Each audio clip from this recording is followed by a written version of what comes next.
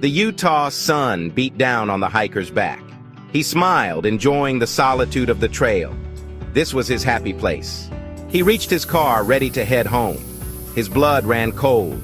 His tires were slashed, stranded. As dusk fell, fear gnawed at him. He wasn't alone. Something watched from the trees. He started walking, hoping to find help. A clearing revealed a chilling sight. 12 logs arranged in a circle like a macabre campfire. He was certain this was no ordinary campsite. Then he saw them. Figures in white emerging from the woods. 6, no more. He ran, his heart pounding like a drum in his chest. They were fast, their pursuit relentless. The police found him, terrified and hiding. Woods cults, the officer muttered, his face grim. They don't like trespassers. The hiker never returned to the Utah wilderness. The memory of that night, the terror in the eyes of the figures in white, haunted his dreams. He knew deep down that he had been lucky to escape with his life. The woods held secrets, dark and ancient, and some things were best left undisturbed. The air in Dudley town was heavy, thick with the silence of the abandoned. The hiker, a seasoned explorer of forgotten places, felt a chill despite the summer heat. Something was wrong. He could feel it in his bones. Every rustle of leaves, every creak of a dead branch sent shivers down his spine. He pressed on, drawn deeper into the heart of the ghost town. Carvings on trees, strange symbols he didn't recognize appeared at intervals. Were they trail markers? Or something more sinister? He followed the markings, a growing sense of unease settling in his stomach. The trail led to a cliff edge, a sheer drop into a mist-shrouded valley below. The air grew colder, the silence almost unbearable. He swore he could hear whispers, faint and mournful, carried on the wind. He turned and ran, fleeing the unseen presence that seemed to press in on him.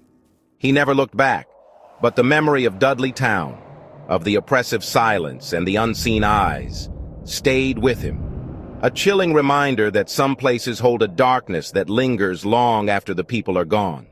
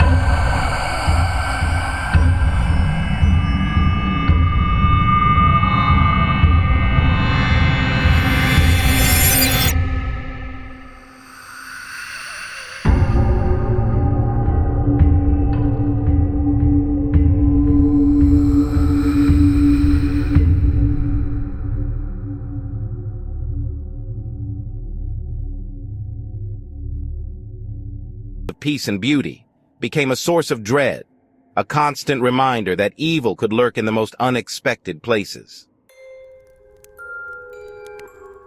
These stories, whispered around campfires and shared in hushed tones, serve as chilling reminders. The world is full of dark corners, places where the veil between our reality and something more sinister wears thin, places where ancient evils slumber and unseen eyes watch.